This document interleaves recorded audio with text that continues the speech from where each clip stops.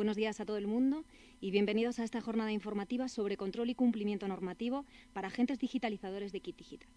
Se trata de un evento organizado por Red.es con la colaboración de la Fiscalía Europea y del Servicio Nacional de Coordinación Antifraude de la IGAE. Este evento online está dirigido a agentes digitalizadores y representantes voluntarios y pretende ser un apoyo para conocer con más detalle los requisitos y las responsabilidades que asumen y deben cumplir dentro del programa Kit Digital. Como saben, se trata de un programa diseñado y ejecutado por Red.es, que cuenta con un presupuesto de 3.067 millones de euros. Está financiado con los fondos europeos del Plan de Recuperación, Transformación y Resiliencia del Gobierno de España.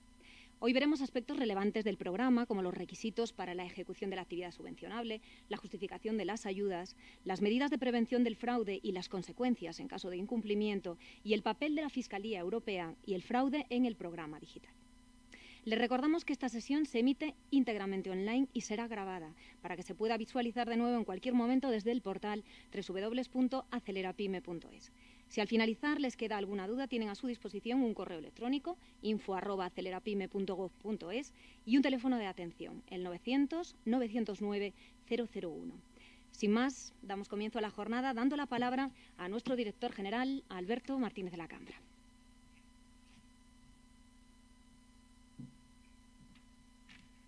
Buenos días a todos y a todas. Agradeceros la asistencia, los que estáis en presencial y los que estáis en remoto, a esta primera jornada sobre control y cumplimiento normativo del Kit Digital. Quiero especialmente agradecer a la Fiscalía Europea su asistencia, que nos acompaña. El Servicio Nacional de Coordinación Antifraude ha tenido un problema de última hora de salud. Esperamos que no sea de mayor trascendencia, y esta parte la realizará un colaborador nuestro. A ver, ¿por qué esta jornada con los digitalizadores? Digitalizadores y también muchos representantes voluntarios están convocados. ¿Por qué hacemos esta jornada? Pues la verdad es que nosotros siempre decimos, cuando diseñamos el programa, teníamos la alternativa de haber sacado un concurso, 4, 5, 6 grandes digitalizadores, partíamos España por territorios o lo partíamos por soluciones, y la verdad es que hubiera sido todo en términos administrativos más pacífico. Evidentemente, el Kit Digital es un programa para digitalizar nuestras pymes, y por tanto tenía mucho sentido que el tejido TIC digitalizador también pudiera participar. Por tanto, en este momento, recordaros que hay 8.000 digitalizadores, y evidentemente los digitalizadores vais a ser un elemento clave en la ejecución del programa. Un elemento clave en la ejecución del programa y en la prevención del fraude. Por un lado, hoy veremos cuestiones de ejecución y control, que nos lo presentará Víctor Rodrigo de Red.es y Pedro Galán de Cámara de España. Y por otro lado, hay un paquete importantísimo que es la parte de prevención del fraude. Yo siempre digo, estoy convencido que el 99% van a tener una conducta impecable. Hemos de procurar que no haya ni ese 1%. Por tanto, vaya por delante, primero es pediros ayuda a todos. Cualquier irregularidad que detectéis, por favor, lo comunicáis. En este momento estamos creando ya la Oficina de Prevención y Detección de Fraude, que vamos a tener un grupo de personas rastreando permanentemente las soluciones, digitalizadores, acuerdos, etcétera. Pero por favor, es decir, es un programa, 3.000 millones, 1 millón de pymes, va a ser un referente para Europa. Por tanto, cualquier conducta, sospecha, ilícita que tengáis, por favor, nos lo comunicáis y activaremos, y evidentemente coordinadamente con la Fiscalía Europea, que hoy ha tenido a bien estar aquí para acompañarnos y explicaros también todos los ilícitos penales en que se pueden incurrir. Por tanto, sobre todo el mensaje es: vamos a hacer entre todos posible que haya cero fraude. Este es el objetivo que tenemos. Por tanto, yo simplemente agradeceros, insisto, a los que estáis en presencial y los que estáis conectados, la asistencia, y si os parece empezaríamos ya con Víctor para... perdona, ya estoy rompiendo el protocolo como siempre, os lo estropeo. Pues muchísimas gracias. Venga, Susana.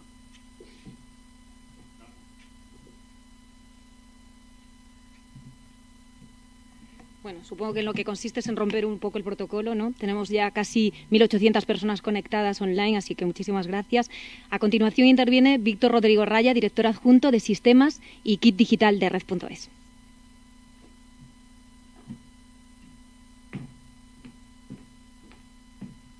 Bueno, buenos días a todos los que estáis conectados. Y yo os quiero comentar hoy cuál es el proceso que hay que seguir a la hora de firmar acuerdos, justificar y, a fin y al cabo, el empleo del bono que se ha concedido a los beneficiarios en la adquisición de categorías de soluciones de digitalización y cómo eso luego hay que justificarlo, en qué plazos, con qué requisitos, para que finalmente pues la ayuda acabe concretándose, ¿no?, en, como sabéis, en un pago directo al digitalizador.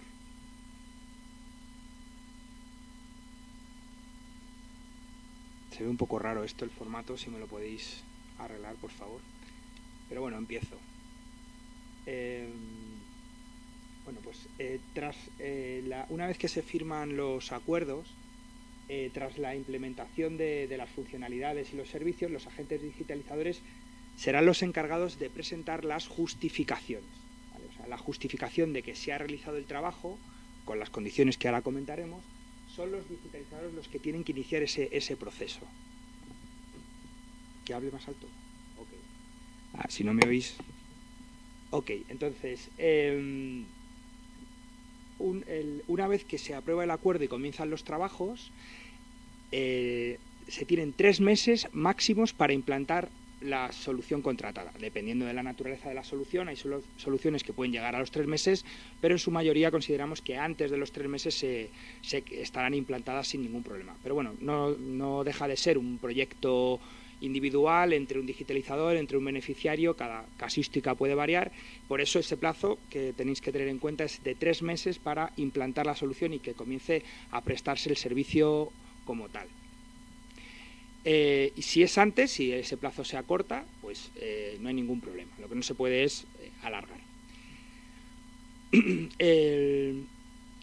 Posteriormente, a partir de esos 3 meses, se abren otros 3 meses de justificación de la factura, de que se ha pagado la factura. Entonces, como podéis ver en este diseño que hemos hecho, en este gráfico, se valida el acuerdo, comienzan los 3 meses, y dentro de estos 3 meses, para nosotros considerar que se ha implantado el servicio y que ha comenzado la prestación del servicio, contaremos la fecha de emisión de la factura. Es decir, que la factura tiene que haberse emitido dentro de los 3 meses desde que se valida el acuerdo. De acuerdo. Una vez que se emite la factura, que consideramos que comienza ya la prestación del servicio, de la solución, que tiene que estar prestándose, como sabéis, durante 12 meses, se puede presentar, se tienen 3 meses para presentar la primera justificación, ¿no?, que es la justificación de que se ha implantado la solución. Ahora veremos con un poco más de detalle qué tiene que incluir esta primera justificación. Al cabo de 12 meses de prestación del servicio, que digamos que concluye la actividad subvencionada, hay que presentar una segunda justificación donde podamos comprobar que realmente se ha prestado el servicio durante esos 12 meses y ahí se abonaría la segunda parte del importe de esta solución, del coste de la solución. Bueno, pues el contenido de la justificación, como os he dicho antes, hay 2 momentos para justificar: el primer hito, fase 1, el segundo hito, fase 2, ¿no? Entonces, el primer hito, que lo que queremos comprobar aquí es que realmente se ha implantado y se ha puesto en servicio la solución. Lo que veis aquí con el check verde, perdonad que no se ve demasiado bien, pero bueno, lo podéis ver ahí. En fase 1, ¿qué tenéis que aportar? Pues hay que aportar la factura del 100% del importe del acuerdo que se ha firmado en formato factura E. Acordaos que la factura tiene que incluir el importe de toda la solución, incluidos impuestos, incluidos todos los gastos, más allá de que el importe de esta factura exceda el importe subvencionable. La parte que excede el importe subvencionable la tendrá que abonar el beneficiario. ¿Qué más? Pues en esta primera fase también hay que aportar un justificante del abono de la totalidad de la factura, de la parte, como decía antes, no subvencionada. Una memoria técnica correspondiente a la implantación realizada, Esto lo tenéis en un formulario web, o sea que no hay que hacer una memoria, un documento escrito. Siempre hemos buscado facilitar al máximo el trabajo a los beneficiarios, pero también en este caso a los digitalizadores. Pues hay que aportar una memoria técnica. El detalle de la memoria técnica, de lo que tiene que contener, igual que en el siguiente punto, evidencias de la implantación, va cambiando según la categoría de la solución. Claro, no es lo mismo justificar pues, la implantación de una página web que de un ERP o que un servicio directamente como puede ser la gestión de redes sociales, ¿no? Entonces, en la convocatoria de la ayuda veréis en los anexos exactamente el detalle de las evidencias que tenéis que aportar para poder justificar cada tipo de solución. Seguimos, pues conformidad expresa del beneficiario, es decir, el beneficiario tiene que aportar una conformidad expresa de que la solución se ha implantado adecuadamente, que está conforme, una declaración responsable de parte del beneficiario de que no ha recibido en este tiempo ninguna subvención que se haya empleado para el mismo objetivo que esta, y esto lo tenemos que ir evaluando, claro, solución a solución, o sea, acuerdo a acuerdo. Bueno, una declaración expresa del digitalizador de que el coste realmente de esta solución es un coste que no está por encima del valor de mercado. El coste de la solución es un coste de mercado. También unas pruebas del cumplimiento de las obligaciones de publicidad, si aplica. Hay ciertas categorías donde las soluciones que se han implantado tienen visibilidad exterior, por ejemplo, pues el comercio electrónico, que al final vamos a montar una tienda para el comercio electrónico, también la página web, por supuesto. En estos casos, que también los encontráis, los casos que están tipificados en la convocatoria, por el tipo de fondos que estamos empleando, fondos europeos, tenemos la obligación de publicidad. Y toda la información de qué información tenéis que colgar, los logos, las imágenes, todo lo que tenéis, también lo tenéis en la convocatoria, y han de aparecer insisto, en las categorías, en los tipos de soluciones que tengan visibilidad hacia el exterior. Las que no tienen visibilidad al exterior, nos encargamos nosotros de hacer esa publicidad, de comunicar pues, cuáles son los beneficiarios que han recibido la ayuda, etc. Vale, si pasamos a la segunda fase, bueno, la justificación aquí es un poco más ligera, porque lo que nosotros queremos comprobar ahora es que efectivamente se ha prestado el servicio durante 12 meses. Hemos comprobado en el primer hito que sí que se ha implantado, o sea que sí se ha puesto en marcha, pero es un requisito también necesario que se preste durante 12 meses. O sea, no se puede prestar menos tiempo, sería un incumplimiento de los requisitos de la ayuda. Entonces, en esta segunda fase, bueno, la factura no se requiere porque ya es una única factura al principio, justificante de abono tampoco, por supuesto. Sí que requeriremos evidencias, en este caso no de la implantación, pero sí de que ha estado prestándose el servicio, que ha habido transacciones, visitas, etcétera. También la declaración responsable de que no se ha recibido ninguna ayuda se solicita de nuevo porque han pasado 12 meses y se podría haber recibido alguna ayuda para este mismo objetivo, por tanto se solicita de nuevo esta declaración responsable y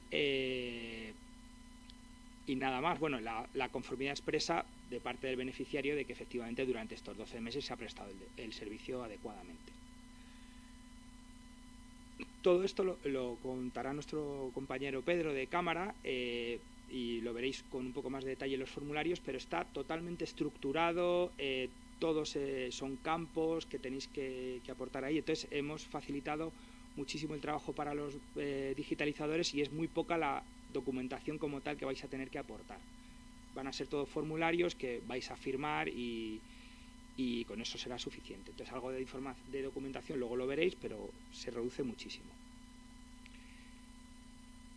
Y aquí quería hacer hincapié un poco en la factura, ¿no? La factura que tenéis que presentar también para agilizar el trámite que nos interesa a nosotros y a vosotros también, que la revisión de estas justificaciones sea lo más ágil posible. En las visitas que estamos haciendo por España y estamos contando el programa, una de las preguntas que nos hacéis, ¿no?, es cuánto tiempo luego se tarda en revisar todo esto, cuánto tiempo se tarda luego en pagar. Bueno, pues hemos intentado, como comentaba antes, simplificar al máximo la justificación y, entre otras cosas, pues el formato de la factura es un formato electrónico, en formato factura E, que por supuesto, insisto, lo tenéis en el formato exactamente en la convocatoria, lo que tenéis que aportar, tenéis que cargar la factura en este formato. Hay que incluir pues la referencia del acuerdo, que tiene relación con el expediente, que es un código unívoco. Hay que incluir también pues el detalle de la solución, indicar también la financiación, tiene que quedar constancia en esa factura la financiación que es asociado a este programa del kit digital y el Fondo de Transformación y Resiliencia. Bueno, la factura, como comentaba antes, las facturas se tienen que emitir en el periodo de implantación. Esto es muy importante y yo creo, dejadme que insista para que quede muy claro. En los primeros 3 meses se tiene que haber realizado la implantación. Para nosotros, realizarse la implantación significa que se ha emitido la factura del total de la solución y se tiene que haber emitido en los primeros 3 meses. Perfecto. Por tanto, cuando revisemos la factura, veremos fecha de factura, tiene que estar dentro de los 3 meses posteriores a la aprobación del acuerdo. Y a partir de ahí, el abono de la factura se tiene que haber realizado también dentro de los 3 meses desde la validación del acuerdo. O sea, que los primeros 3 meses tiene que haber emitido la factura y haberse abonado la factura. Este último punto, dejadme que os diga que lo estamos revisando. Estamos intentando ver para futuras convocatorias, sobre todo para autónomos, estamos intentando flexibilizar un poco esta condición del pago. En todo caso, a día de hoy, lo que están en las bases, lo que aparece en las bases y las convocatorias es este dato que tenéis aquí. Por tanto, todos los acuerdos que tengáis firmados en esta convocatoria tienen que seguir estos requisitos. Acordaos que tiene que estar emitida y pagada en los 3 primeros meses, y luego la justificación, que veis antes, la primera justificación se tiene que emitir en los 3 meses siguientes desde que finalizase la primera fase, ¿no? La fase de implantación. Igual en la fase de los 12 meses, o sea, lo que es ya la finalización del servicio, de nuevo, cuando pasan esos 12 meses, desde la fecha de la factura, se tienen de nuevo 3 meses para presentar toda la documentación justificativa del segundo hito. Por último, indicaros que toda la justificación, aparte de la revisión que vamos a realizar de toda la información, documentación, etcétera, que aportéis en cada uno de los hitos de justificación, también vamos a hacer auditorías en remoto de las soluciones para comprobar que efectivamente están implantadas, cumplen los requisitos mínimos que se establecen para cada una de las soluciones y que se está realmente dando uso y se está dando ese servicio y se están utilizando. Haremos auditorías en remoto y también auditorías in situ, físicas, y nos desplazaremos a los beneficiarios para comprobar de nuevo pues, que la solución se está prestando y que cumple los requisitos tal y como se indica en las bases y en la convocatoria. Para ello pues, se seleccionarán, pues, por muestre, una serie de expedientes, una serie de beneficiarios y soluciones. Nos pondremos en contacto con digitalizadores y beneficiarios y nos desplazaremos a las oficinas de los beneficiarios para hacer esas comprobaciones. Y por mi parte esto es todo. Muchas gracias, espero que haya quedado claro. Tenéis los canales de contacto habituales que conocéis, el teléfono de nuestro CAU y también el email, y ahí nos podéis trasladar cualquier otra duda que tengáis. Muchas gracias.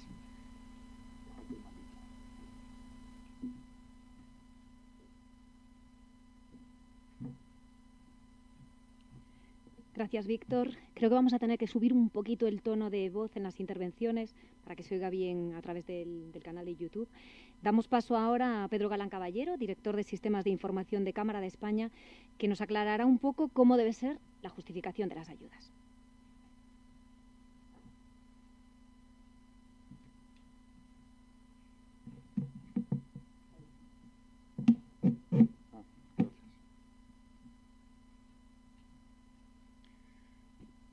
Buenos días a todos. Por la parte que me toca, en esta sección de la jornada vamos a tratar de aclarar y de poner en común con vosotros pues la forma en la que se deben de justificar las ayudas. Como ha dicho antes Víctor, las ayudas, una de las novedades de este programa es que las ayudas son justificadas por el agente digitalizador, no por el beneficiario de la ayuda, ¿no? Y como desde la plataforma que estamos implementando trataremos de facilitar en la medida de lo posible toda esta labor al agente digitalizador. tanto en la parte propiamente dicha de justificación como en la parte de firma de acuerdos con los beneficiarios. En primer lugar, y de manera muy rápida, me gustaría dar un repaso al devenir tanto del agente digitalizador como de la PYME por este programa y haciendo un poco hincapié en aquellos pasos, en aquellas fases de la participación en la ayuda por parte de ambas figuras desde un punto de vista de la plataforma. El agente digitalizador, en primer lugar, se adhiere al programa. Todos los que estáis en la sesión seguramente ya sois agentes digitalizadores adheridos, habéis pasado por esa fase. Hay una siguiente fase en la que tenemos que hacer esa prospección comercial para captar beneficiarios y ya entramos en la fase de firma de acuerdos. La firma del acuerdo ya es un elemento nuclear de la justificación y de la gestión de este programa. Se realiza en la plataforma de gestión y justificación que estamos montando y que ya está a vuestra disposición. Posteriormente es necesario pues la prestación del servicio, la emisión de la propia factura, como ha indicado Víctor, dentro de los 3 primeros meses desde la formalización y la validación del acuerdo por parte de la Cámara de España como entidad colaboradora. Y a continuación ya es el momento de justificar. Justificación que se realiza en 2 momentos. En una primera fase tras la implantación y en una segunda fase tras el disfrute del servicio por parte del beneficiario durante un periodo de 12 meses. ¿Vale? En color gris y con un trazo un poco más grueso, aquellas fases de la Journey Map del agente digitalizado en el programa que se soportan en la plataforma de gestión y justificación, principalmente lo que es la gestión del acuerdo y la propia justificación. Por otro lado, tenemos a la PYME beneficiaria. La PYME beneficiaria tiene un camino paralelo en lo que es la ejecución del programa, la justificación del programa, y se encuentra con el agente digitalizador en 2 puntos, ¿vale? En primer lugar, la PYME beneficiaria tiene que solicitar la ayuda, se le tiene que conceder, se le concede lo que se ha denominado el bono digital. En segundo lugar, tiene que formalizar un contrato con el agente digitalizador, importante, tiene que existir un contrato previo a la formalización del acuerdo entre las 2 partes y este contrato previo tiene que ser con fecha siempre anterior al acuerdo, evidentemente, y posterior a la concesión del bono digital a la PYME. No se pueden justificar dentro de este programa, no se pueden subvencionar contratos que tengamos de hace 6 meses, 8 meses, con carácter previo a la concesión de la ayuda a la PYME. Llegamos al primer punto de encuentro de la plataforma de gestión y justificación entre PYME y agente digitalizador, que es el momento de la firma del acuerdo, ¿vale? Una vez que tenemos el acuerdo firmado y validado por la Cámara de España como entidad colaboradora, entramos en la fase en la que la PYME recibe la implantación, paga la factura, como ha comentado antes Víctor, y disfruta de los servicios durante 12 meses, servicios prestados por el agente digitalizador. Y con carácter, una vez prestada los servicios de implantación, es decir, completada la fase 1, se puede justificar la fase 1. Es una justificación que tiene que hacer siempre el agente digitalizador en nombre de la PYME. Y, vencidos los 12 meses de la prestación del servicio, pues llega el momento de justificar la fase 2. Este es un poco el devenir, el timeline, tanto de agente digitalizador como de PYME, dentro del ámbito de la gestión de una ayuda en el programa Kit Digital.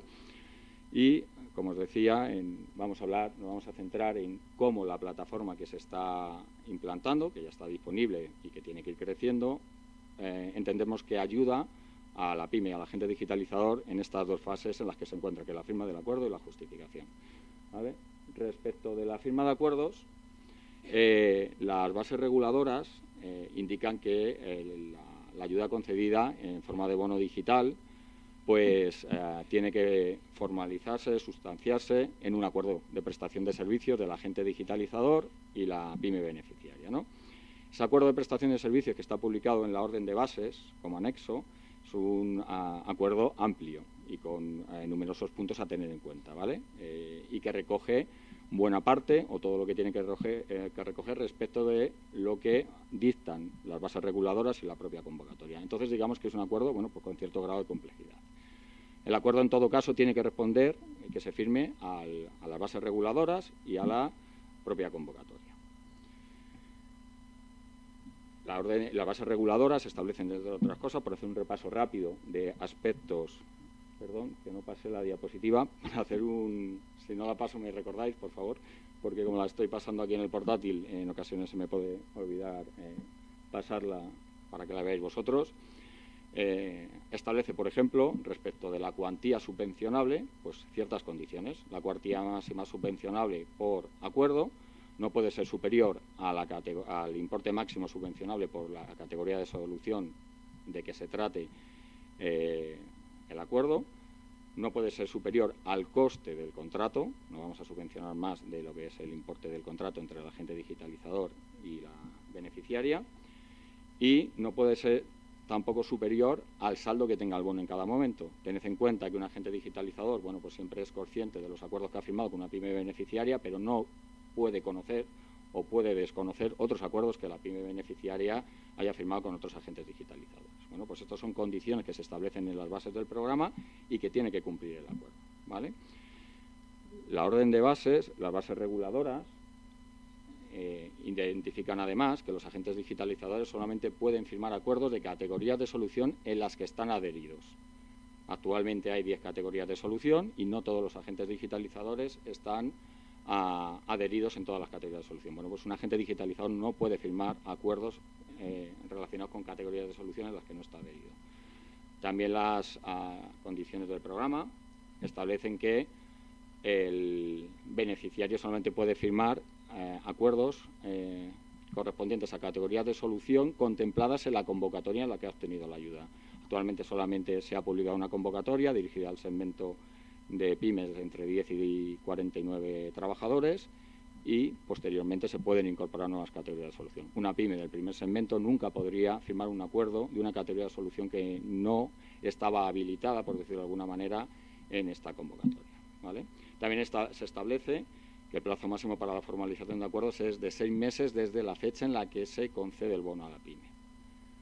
Otra restricción o condición, ¿vale?, es que el beneficiario no puede firmar más de un acuerdo para la misma categoría de solución, ni con el mismo agente digitalizador ni con distintos agentes digitalizadores. Una pyme no puede contratar 2 sitios web, con el digitalizador 1 y con el digitalizador 2, ¿no?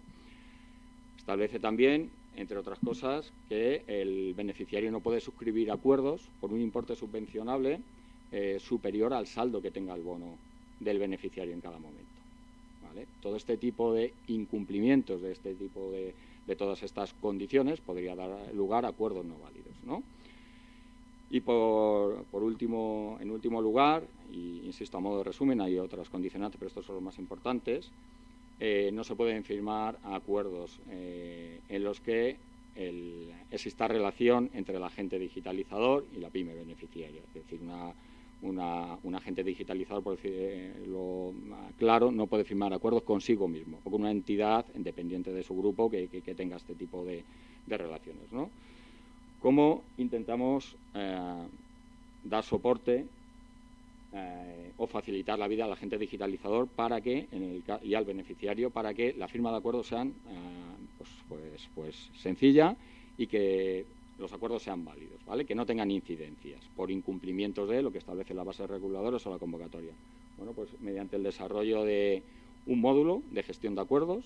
Es un módulo colaborativo en el que el agente digitalizador cumplimenta las partes del acuerdo que le tocan, que le corresponden, acepta las declaraciones responsables que le tocan, que le corresponden, y la pyme beneficiaria o su representante voluntario, pues lo mismo, ¿no? Tiene que hacer las declaraciones responsables que le corresponden y cumplimentar la parte del acuerdo que le corresponde. Todo esto de manera colaborativa, a través de un sistema, de un módulo específico que va guiando la firma del acuerdo, la elaboración y la firma del acuerdo, ¿no? Y que establece una serie de controles para evitar precisamente estos incumplimientos, ¿vale? Pues se han establecido, entre otros controles, no son los únicos, hay bastantes más, pero pues que se controla que la fecha de caducidad del bono, para que el agente digitalizador no pueda iniciar un acuerdo con una pyme beneficiaria que ya tiene un bono caducado o que tiene un bono sin saldo, ¿vale?, o que inicie un acuerdo con una pyme que ya tiene un acuerdo para esa categoría de solución con otro agente digitalizador, o para evitar también que podamos realizar un acuerdo, firmar un acuerdo, llegar a firmar un acuerdo en el que el importe subvencionable pueda llegar a superar sumado con el resto de acuerdos que tiene la PYME, el importe del bono concedido, ¿no? Bueno, pues todo esto nos tenemos de alguna manera que despreocupar de ello, porque es la plataforma quien establece todos estos controles y va a impedir la elaboración y la firma de este tipo de acuerdos, ¿no? Adicionalmente, pues la plataforma pues habilita ya la firma electrónica del propio acuerdo que genera la plataforma. El acuerdo es generado por la plataforma, con lo cual es válido, porque ya se han establecido todos los controles que se deben de establecer y no ha lugar a acuerdos inválidos, en principio. Pues habilitar la firma electrónica ya online, tanto por parte del agente digitalizador como por parte de la PYME. El objetivo de este módulo, pues como decíamos, tratar de facilitar la generación de acuerdos 100% ajustados a lo establecido en la orden de bases y en las convocatorias, y no tener que gestionar incidencias por la generación o la presentación de acuerdos que no responden a lo que establecen las bases reguladoras o la propia convocatoria. ¿Vale? Aquí alguna captura de pantalla rápida. Bueno, pues seguramente muchos de los asistentes ya lo conocen, porque ya tenemos numerosos acuerdos validados y numerosos borradores de acuerdos en la plataforma. Bueno, pues la gente, vista desde un punto de vista del agente digitalizado, pues tiene un listado donde tiene todo, donde le aparecen todos los acuerdos, los estados en los que están, si está digamos en su tejado o en el tejado de la PYME. ¿Vale? Para el alta de un acuerdo, pues es todo basado en formularios electrónicos en los que hay que cumplimentar una serie de datos y además asistidos. En cuanto que introducimos el código del bono que nos ha proporcionado la PYME, se cargan los datos de la PYME y los bonos digitales que tiene disponible, de manera que no tengamos que conocer el código del bono. Insisto, el propósito de esta plataforma es asistir en la medida de lo posible y facilitar la elaboración de los acuerdos, que sea, como decía Víctor, desde un punto de vista de gestión, lo más ligero para el agente digitalizador y para el beneficiario, y al mismo tiempo garantizando el cumplimiento de las condiciones del programa. Pues aquí tenéis, se muestra, pues se introduce el importe del acuerdo, automáticamente se calculan los impuestos y algo muy importante, que es el cálculo de importe subvencionable. El importe subvencionable no lo determina el agente digitalizador, lo determina la plataforma. ¿Por qué? Porque es la plataforma quien conoce qué otros acuerdos tiene la PYME y conoce, entre otras cosas, el saldo del bono, que es un elemento importante en la ecuación para poder determinar el importe máximo subvencionable. Alguna que otra captura de pantalla en la que se puede apreciar cómo, desde un punto de vista del agente digitalizador, bueno, pues se tiene que aceptar que la solución que va a implantar al beneficiario cumple con los requisitos mínimos establecidos en la convocatoria por cada categoría de solución y en las bases reguladoras. Adicionalmente, pueden cumplir y tener muchas más funcionalidades, pero como mínimo, toda solución implantada en el ámbito de este programa ha de cumplir con los requisitos mínimos que se establecen en la convocatoria y en las bases reguladoras. En este sentido, pues el agente digitalizador tiene que hacer por cada acuerdo la correspondiente declaración responsable de que su solución cumple. Y, bueno, pues el resto de declaraciones responsables que se establecen en los documentos que de alguna manera establecen el marco de actuación de este programa, que son las bases reguladoras y la convocatoria. Pasamos a justificación ya. Esto tenía que ver con la parte de acuerdos. Pasamos a la justificación. Una vez que hemos firmado el acuerdo y que hemos implantado la solución, facturado y se ha producido el abono por parte de la PYME, de la parte que le corresponde de la factura al agente digitalizador, es el momento de poder realizar la primera justificación. Y luego habrá una segunda justificación, pasado 12 meses, es decir, una vez vencido el plazo de 12 meses, de disfrute del servicio por parte del beneficiario. ¿Vale? Así se establece en la orden de bases y en la convocatoria. Creo que se corta aquí. Bueno, pues no está completa, no parece que esté completa la presentación. Os lo seguiré contando sin el soporte correspondiente. La convocatoria dirigida al segmento, bueno, dejaré de mirar la pantalla porque no tiene mucho sentido. La convocatoria dirigida al segmento de pymes entre 10 y 15 trabajadores establece que la justificación se realizará mediante cuenta justificativa simplificada con un determinado alcance que voy a detallar a continuación y que ya de alguna manera Víctor ha esbozado antes. Aquí lo que vamos a hacer es simplemente dar un poco más de información o ser un poco más extensos en la explicación, ¿vale? Pues hay que aportar el detalle técnico y funcional. Parece que es posible que ya esté. No. De hecho, no pasa ahora, Víctor.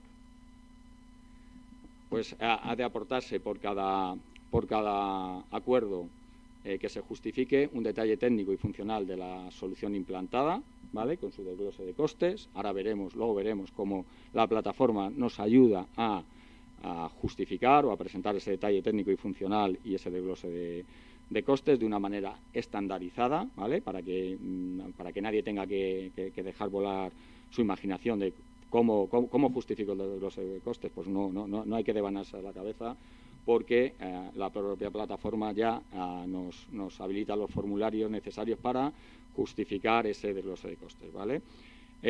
La acreditación del cumplimiento de la actividad subvencionada, que desde un punto de vista de una primera revisión se basa en la aportación de evidencias documentales.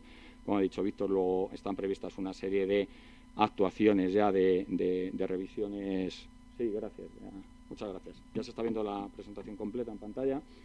Pues mediante la acreditación del cumplimiento de la actividad subvencionada, como decía, mediante principalmente documentos que evidencien pues que ha implantado la solución, que la solución cumple con las funcionalidades que se especifican en la orden de bases, a la convocatoria y en el propio acuerdo, porque hemos firmado un acuerdo donde se identifica que mi solución provee de todas estas funcionalidades mínimas, ¿vale?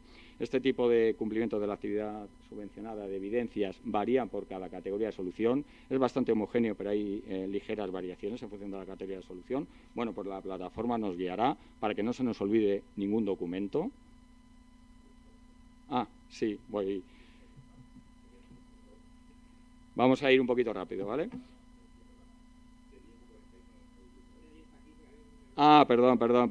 Vale. Pensaba que me estaban diciendo algo de la hora, pero no, es que hay un error aquí que me están apuntando, que es que pone segmento de pymes entre 10 y 15 trabajadores. No. La primera convocatoria es de 10 a 49 trabajadores. Una rata imperdonable.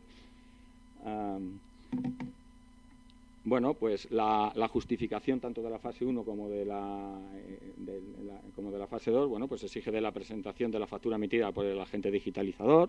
La factura de corresponder al 100% del importe del acuerdo, ¿vale? Tiene que ser en formato facturae y además ha de incluir una serie de referencias, la propia factura, bueno, pues que están establecidas en la convocatoria, ¿no? Y tiene que haber una indicación expresa del número de expediente, es decir, del acuerdo al que corresponde la factura. Tiene que haber una referencia específica a la solución de digitalización adoptada, al periodo durante el cual el beneficiario va a poder disfrutar de esa solución implantada, que tiene que ser, recordemos, 12 meses. Todo esto, como está en formato facturae, ¿vale? La factura se exige presentar en formato facturae, permitirá un tratamiento automático y permitirá además que, en la medida que el agente digitalizador está subiendo una factura vinculada a un acuerdo, si la factura ya es incorrecta, os podemos alertar en ese mismo momento, ¿vale? Con lo cual, bueno, pues evitaríamos posibles subsanaciones motivadas porque, pues oye, no incluí el número de acuerdo en la factura o no puse el periodo de vigencia, porque ya la propia plataforma, en el momento de aportar la factura, hace ese tipo de comprobaciones. Como conoce a qué acuerdo responde la factura, como conoce la fecha en la que se validó ese acuerdo, pues podemos hacer comprobaciones automáticas, ¿vale? Bueno, pues la factura adicionalmente tiene que hacer referencia a la financiación de la implantación y del proyecto con cargo a fondos de Next Generation, del PRTR, y tiene que hacer referencia explícita también a la cuantía subvencionable. Insisto, todo esto son condiciones que están puestas, que vienen contenidas bien en la convocatoria, bien en las bases reguladoras, ¿no? Y que, de alguna manera, tienen que ser tenidas en cuenta y tienen que cumplirse para la correcta justificación de la ayuda, ¿vale? Por parte del agente digitalizador en nombre del beneficiario, ¿vale? Adicionalmente hay que aportar la documentación acreditativa del abono de la factura por parte del beneficiario, una declaración expresa por parte del agente digitalizador de que los costes responden a precio de mercado, a valor de mercado, no hemos aprovechado el programa para, de alguna manera, elevar las cuantías, y que lo que era una implantación de una página web que tenía un valor de 500 euros, ahora tiene de repente un valor de 2.000, ¿no? Y, importante también, declaraciones expresas por parte del conformidad expresa por parte del beneficiario de que la solución se ha implantado correctamente y los servicios se han prestado correctamente, y de no haber recibido otra ayuda, ingreso o recurso que cubra el mismo coste. Es decir, no puede haber doble financiación. La ayuda de programa Kit Digital no es compatible con otras ayudas para el mismo coste, ¿vale? Adicionalmente, establece la convocatoria que los ficheros adjuntos, todas estas evidencias, la factura, el justificante de abono que se aporten, han de ser firmados por el beneficiario, su representante legal o su representante voluntario con carácter previo a la presentación. Bueno, pues de nuevo una serie de condicionantes para la correcta ejecución y justificación del programa, a los cuales tratamos de dar respuesta, de facilitar, mediante el módulo de justificaciones que hemos habilitado ya en la plataforma de gestión y justificación del programa, ¿vale? ¿Cómo lo hacemos? Perdón, esto de tener dos pantallas. Bueno, pues como decía, a través de un módulo específico para la justificación de acuerdos que facilita la justificación del detalle técnico y funcional.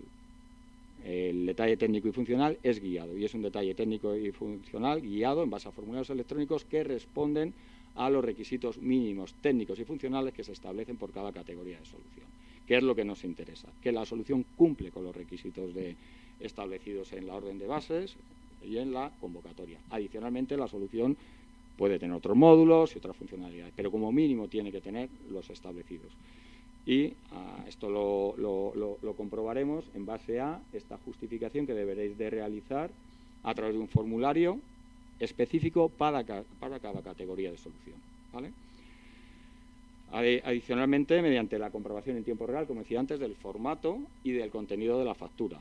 Trataremos de identificar o identificaremos en tiempo real, en la medida que se está aportando la factura, si la factura responde al acuerdo o no responde al acuerdo, el importe de la factura responde al importe del acuerdo o no responde al importe del acuerdo, si el periodo de prestación del servicio son mínimo 12 meses o no son 12 meses, si además el periodo de prestación del servicio es posterior a la firma del acuerdo.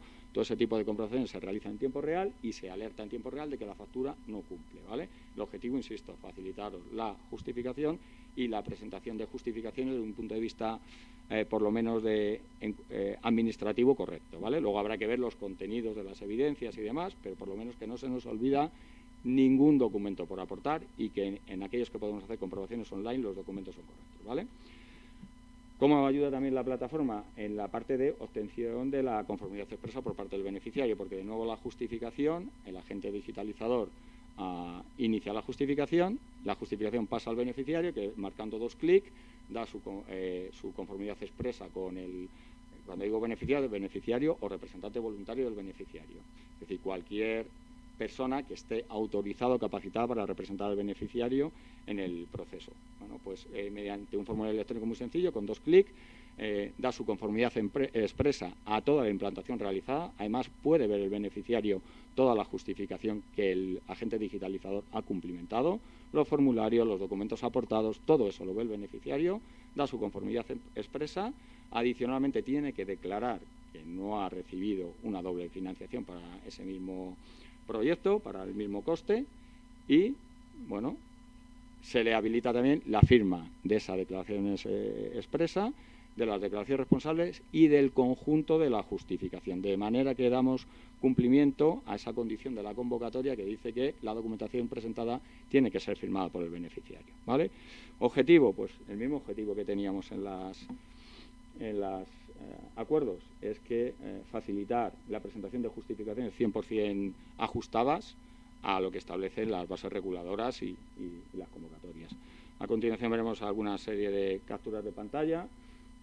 Los que ya habéis firmado acuerdos, bueno, pues os sonarán, el formato es el mismo, pero ya circunscritas a la parte de justificaciones. Tendremos acceso a todas las justificaciones que tengo vivas o ya cerradas, con todos mis clientes, con todos mis beneficiarios, con identificación de cada acuerdo, del estado en que se encuentra la justificación, es decir, si la he presentado o no la he presentado, si la tengo en borrador, si el beneficiario ya ha dado su consentimiento o no ha dado su consentimiento.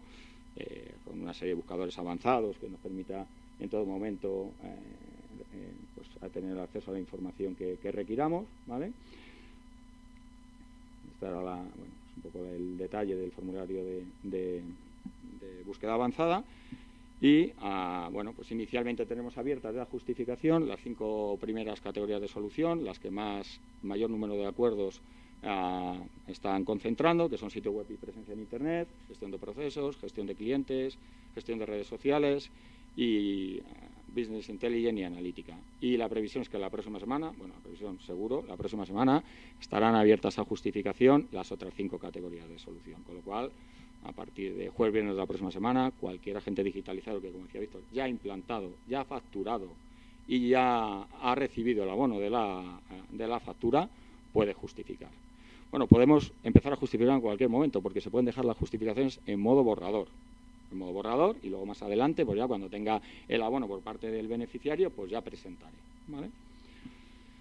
Una visual de cómo es, creo que este formulario responde al sitio web y presencia en Internet. Como decía, sí, responde al sitio web y presencia en Internet. De cara a la memoria técnica, con el detalle técnico y funcional de la solución implantada, hay un formulario específico para cada categoría de solución, con lo cual este es el formulario, alguna captura de pantalla del formulario de sitio web y presencia en Internet, que no tiene por qué responder al formulario que veréis si estáis intentando justificar, pues, por ejemplo, una gestión de procesos o una gestión de clientes. Será distinto.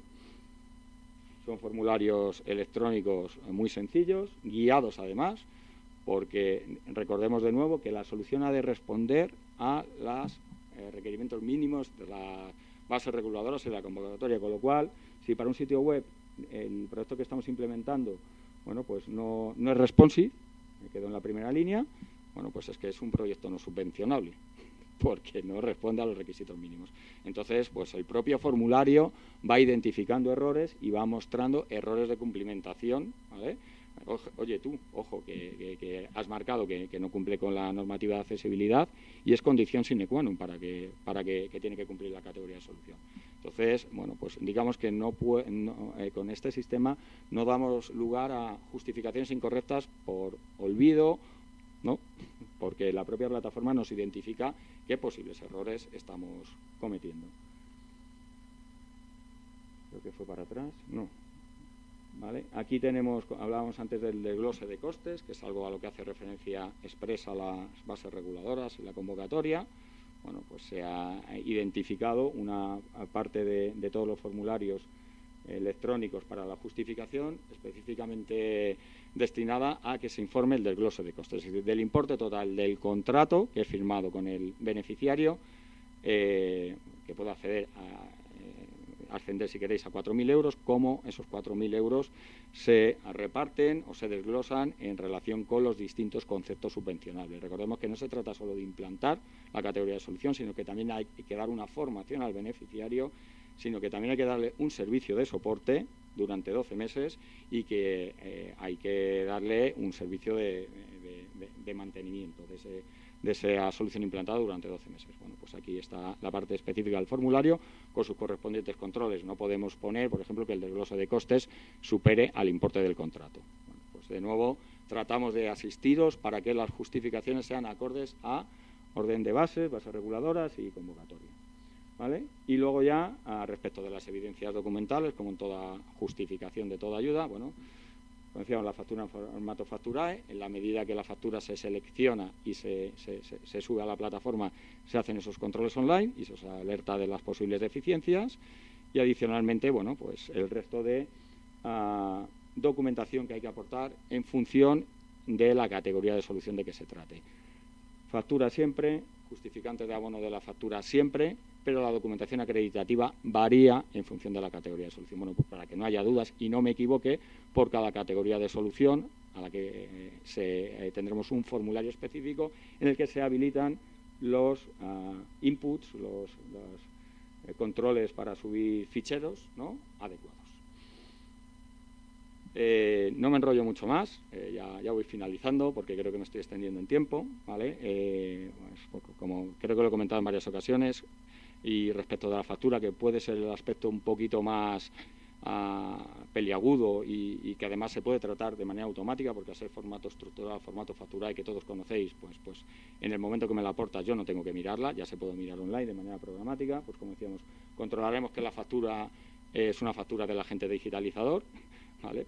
Pues si estoy cogiendo las de un repositorio de facturas y de repente cogí una factura que ni siquiera es mía, que es una factura que tenía, bueno, pues se alertará, oye, esta factura no está emitida por el agente digitalizador.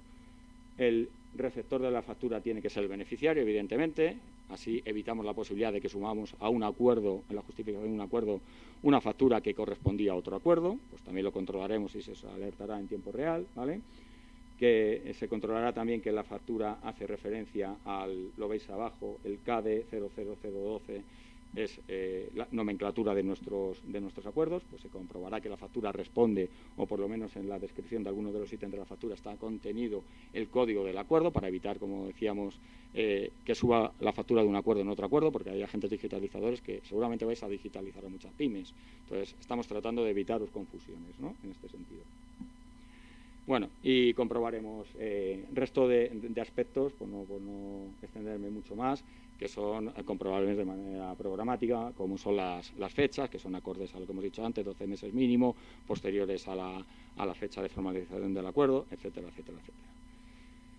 Y por mi parte, poco más. Muchas gracias por vuestra atención y esperemos de verdad que la plataforma os ayude y que os guíe y que os permita de alguna manera pues simplificar y haceros más ameno esta parte tan complicada a veces, que es la de la justificación, y tan necesaria, ¿vale?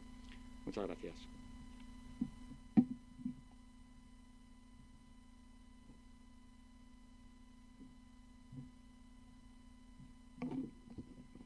Gracias, Pedro. Yo creo que nos ha quedado mucho más clara la parte de la justificación de las ayudas, que quizás es el gran temor o la gran preocupación en la gestión de ayudas, justificarlas correctamente. No podemos olvidar que el programa KIT Digital está financiado con fondos europeos. Por eso nuestra siguiente ponente es Gloria Josico Kondo, fiscal europea delegada. El objetivo de la jornada es que queden prácticamente cero dudas, así que vamos a intentarlo. Gracias.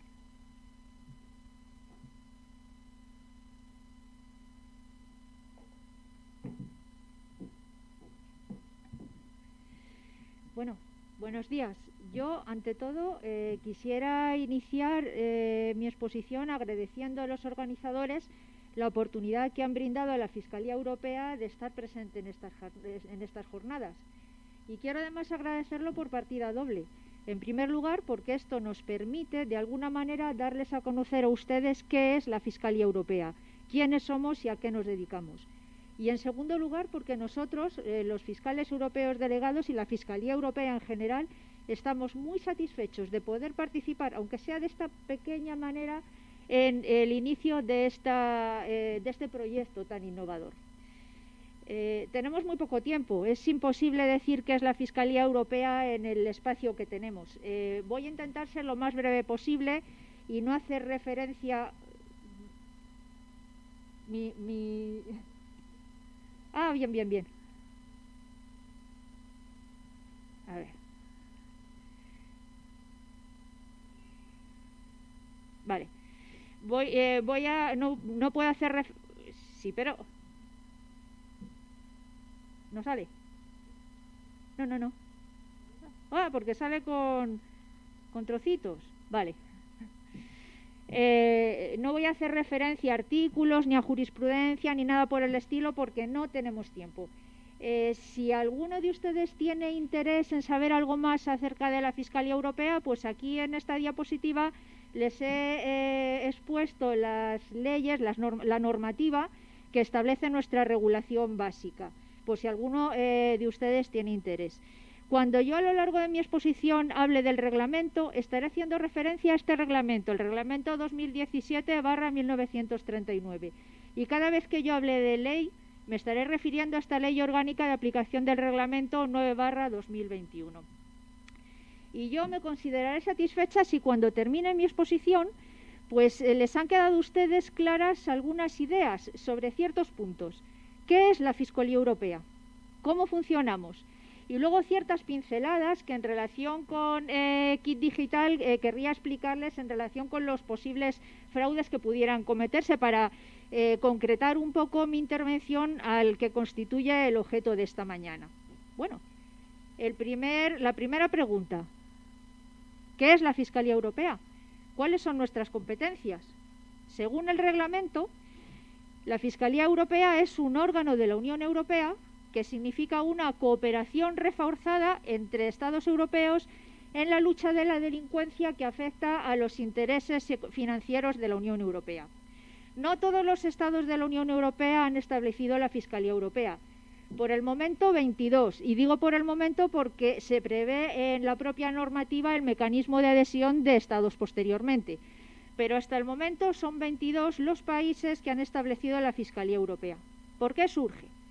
Pues el propio reglamento lo dice, porque tanto la Unión como los Estados miembros tienen la obligación de proteger el patrimonio de la Unión Europea, pero en ocasiones la respuesta que se obtenía en el propio Estado miembro, en la justicia penal, pues no siempre era la adecuada. Dense cuenta ustedes de que se trata de procedimientos de investigaciones muy complejas que no siempre podían llegar a buen término.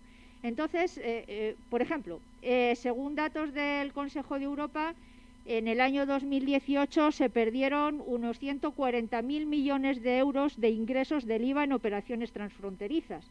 O se utilizaron indebidamente unos 638 millones de euros procedentes de los fondos estructurales de la Unión Europea. Pues a la vista de esta situación, estos 22 países, entre ellos España, han dado este paso adelante para luchar de forma coordinada en la defensa del patrimonio comunitario. La Fiscalía Europea es un órgano indivisible de la Unión Europea, que funciona como un solo organismo, a dos niveles, un nivel central y un nivel descentralizado. El nivel central lo integran el Fiscal General Europeo, el Colegio de Fiscales Europeos, las salas permanentes y los fiscales europeos supervisores. El nivel descentralizado lo integramos nosotros, los fiscales europeos delegados, que estamos ejerciendo la función dentro de cada uno de los Estados miembros. En el nivel central, el Fiscal General Europeo y el Colegio de Fiscales Europeos, digamos que marcan las estrategias, las directrices generales de la Fiscalía Europea. De alguna forma uniforman o unifican los criterios de actuación nuestros, de los fiscales europeos delegados, en la medida que lo permitan los ordenamientos internos de cada país. El control o la supervisión de los casos concretos le corresponde a las salas permanentes y a los fiscales europeos supervisores. Nosotros luego llevamos a cabo los procedimientos dentro de cada país. Como ustedes me imagino que ya sabrán, en el momento la fiscal general europea es Laura Kövesi y la fiscal europea española es Concepción Sabadell. Dentro del nivel descentralizado, en este momento estamos trabajando 7 fiscales europeos delegados, 5 procedemos de la carrera fiscal y 2 de la carrera judicial. Claro, desde el momento en que surge la Fiscalía Europea, hace ahora mismo un año y un día, pues se establece un criterio de competencias compartidas entre la Fiscalía y los Estados miembros para investigar y llevar a juicio los delitos que afectan a los intereses patrimoniales de la Unión Europea. Y esto comporta dos consecuencias básicas. Uno es que las reglas de atribución de competencias, tanto en la ley como en la práctica, son absolutamente complejas. Y la segunda es que tiene que establecerse necesariamente, y se ha establecido, un mecanismo de intercomunicación constante entre la Fiscalía Europea y los Estados miembros en orden a si se asumen o no competencias, se inician o no procedimientos, etcétera, etcétera. Imaginen, por ejemplo, ustedes que nosotros estamos conociendo de un procedimiento y vemos a la mitad del mismo que no alcanza la cuantía que corresponde a la Fiscalía Europea para ser competente. En ese momento remitiríamos el procedimiento para que se siguiera por el cauce adecuado. Lo que se ha hecho es válido, pero se tendría que hacer una nueva remisión, etcétera, etcétera, y viceversa. Entonces, la materia, como les digo, es muy complicada y tendrá que ir perfilándose además a medida que recaigan las resoluciones del Tribunal Supremo y del Tribunal de Justicia de la Unión Europea. Dense en cuenta que nosotros llevamos solamente un año funcionando. Nuestras competencias irán perfilando poco a poco. Pero yo quisiera, grosso modo, decirles las pautas principales, sobre todo para que tengan claro cuándo la Fiscalía Europea va a estar detrás de Kit Digital.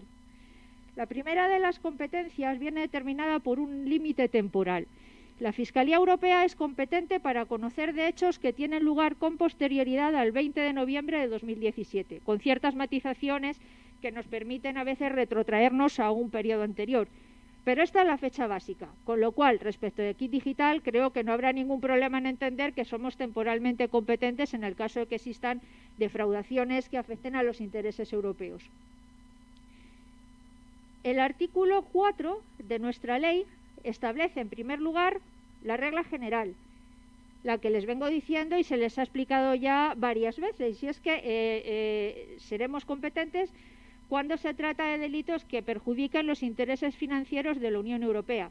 Y esto con independencia de la concreta calificación jurídica que se otorga a los mismos. Da igual si lo llamamos estafa, fraude, como sea. El caso es que cuando estén perjudicados estos intereses financieros de la Unión Europea, nuestra competencia tendrá que valorarse. Luego el artículo 4 establece determinados delitos que integran parte de la competencia de los fiscales europeos, de la Fiscalía Europea. Son delitos contra la hacienda pública que no se refieran a impuestos directos nacionales. Por muy grande que sea un fraude del IRPF, nosotros no tenemos nada que ver allí.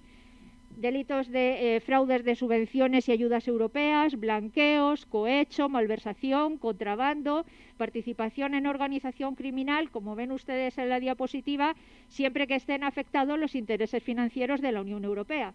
Y los delitos indisociablemente vinculados a estos delitos anteriores.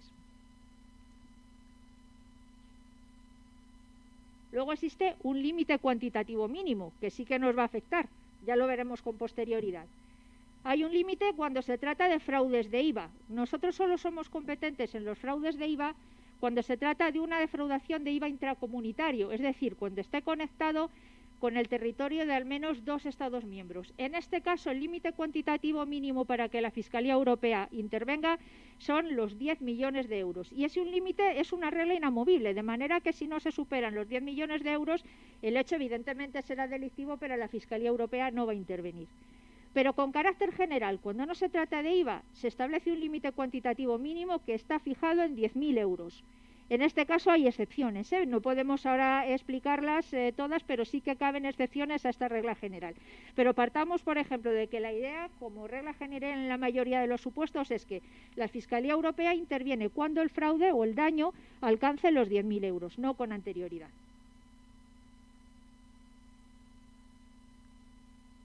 Bueno, y ahora que ya sabemos más o menos quiénes somos y cuáles son nuestras competencias, la siguiente pregunta, la siguiente cuestión que nos haremos será ¿cómo funcionamos? Pues miren, siempre sometidos a unos principios que establece el reglamento y que dice, y se lo voy a leer textualmente, las investigaciones y el ejercicio de la acción penal de la Fiscalía Europea deben regirse por los principios de proporcionalidad, imparcialidad y equidad hacia el sospechoso o acusado.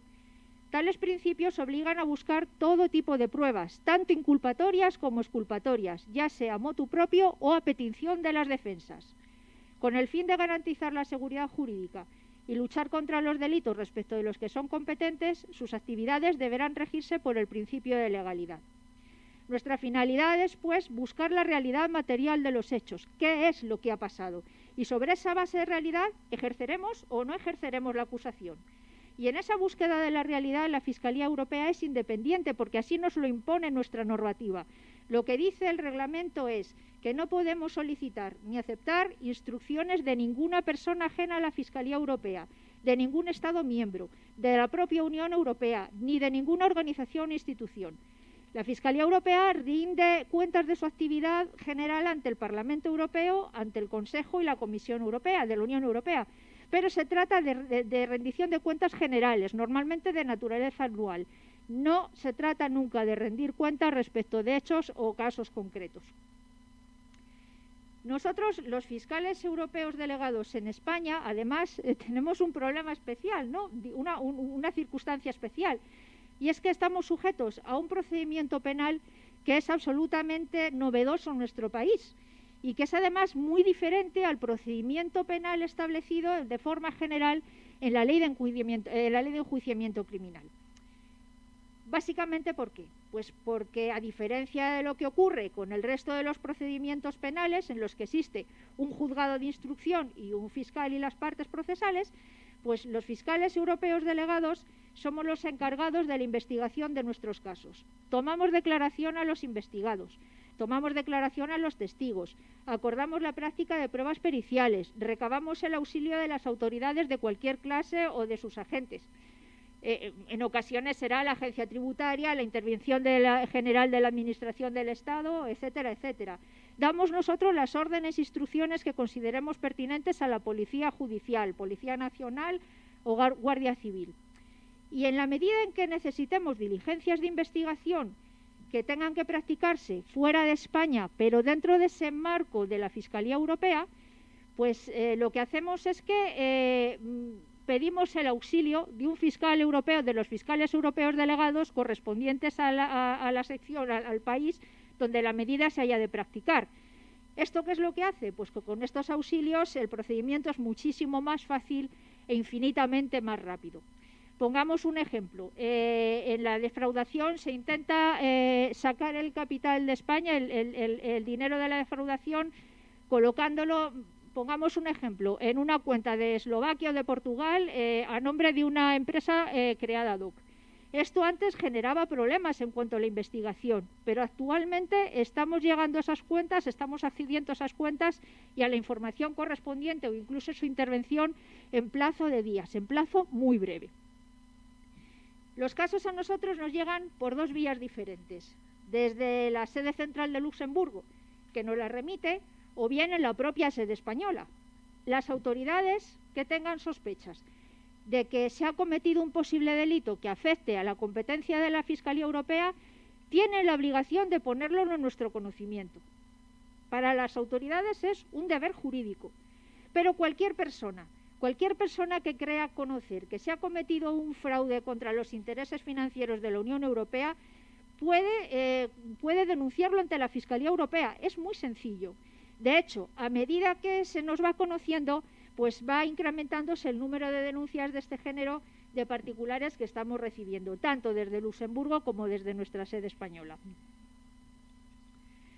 Nosotros lo primero que hacemos cuando nos llega un caso es valorar si somos competentes o no. Si no somos competentes, no vamos a pasar a conocerlo. Pero en el caso de que lo seamos...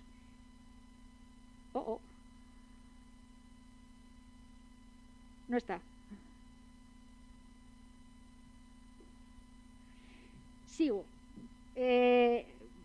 Estos son los problemas de la técnica y de todas maneras se puede hablar sin esto.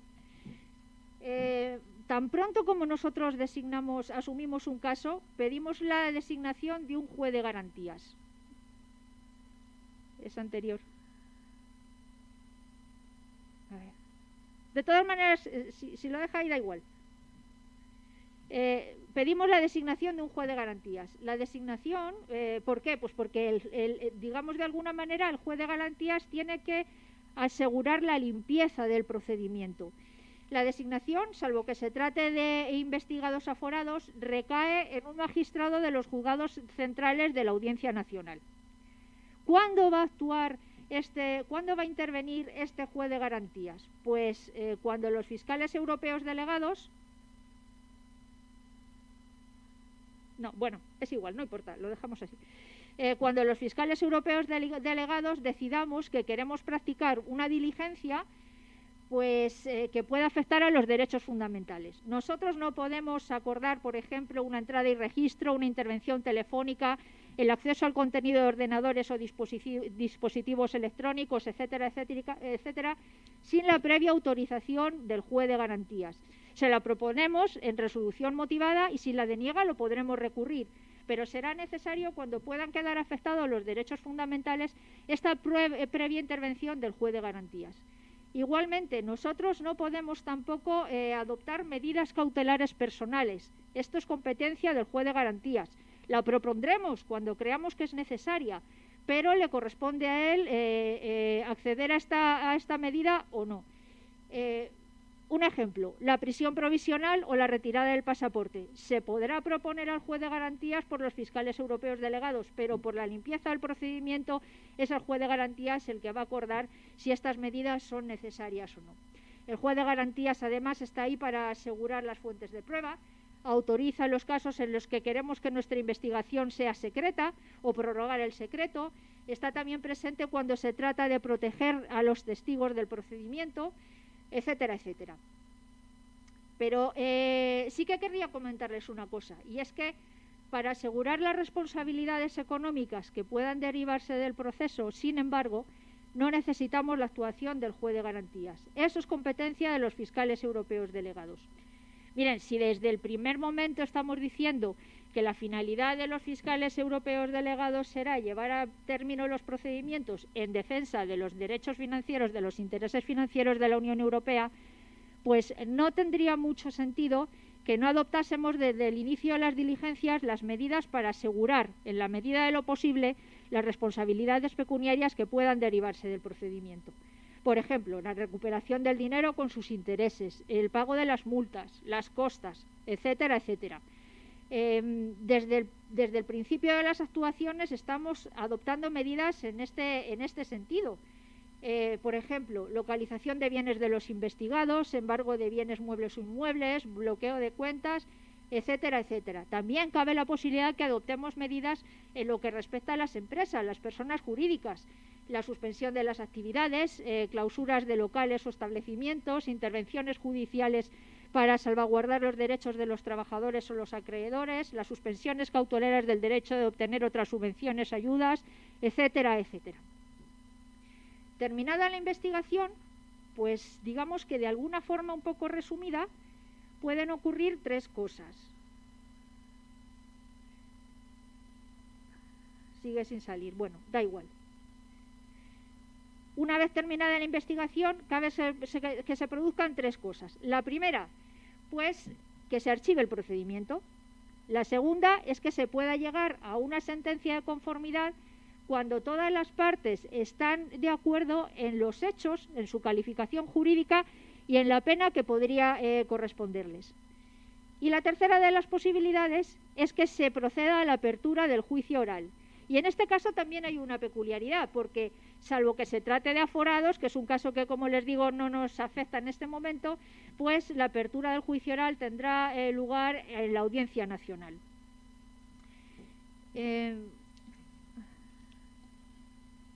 Concretándonos ya después de que hemos visto cuál es la actuación de la Fiscalía Europea, Kit Digital, pues creo que ya les he dado a ustedes la clave de cuáles son los supuestos en los que la Fiscalía Europea podrá intervenir, con arreglo a las competencias que acabo de explicarles. La regla básica: ¿están afectados de forma general los intereses europeos, los intereses financieros de la Unión Europea? Pues desde el momento en que se trata de un proyecto, desde el momento en que existe una subvención de los fondos, es evidentemente la respuesta que sí. Pero luego, casuísticamente, tendremos que ver caso por caso, evidentemente. Claro, el siguiente problema es ¿qué delitos existe riesgo que se cometan dentro de los que conoce la Fiscalía Europea en relación con la obtención de bonos? La casuística es muy amplia, no la podemos decir ahora. Puede haber blanqueo de capitales, organización criminal, puede haber delitos cometidos por los funcionarios o personas que de alguna manera intervengan en la actividad de la función pública, sean o no funcionarios cuando estén con el título legítimo, etcétera, etcétera. Es muy complicado. Hay un delito que parece que ya habrán intuido ustedes, por lo menos por las intervenciones anteriores, que no parece que no pueda cometerse cuando se trata de un fraude relativo a los bonos. Cuanto más automatizado es el proceso y más necesidad de justificación, más evidente parece que siempre existirá un delito de falsedad documental, que será un delito instrumental o medial para la comisión de los fraudes, de las defraudaciones en sentido estricto. Es un medio para la consecución de un fin, pero es un delito en sí mismo.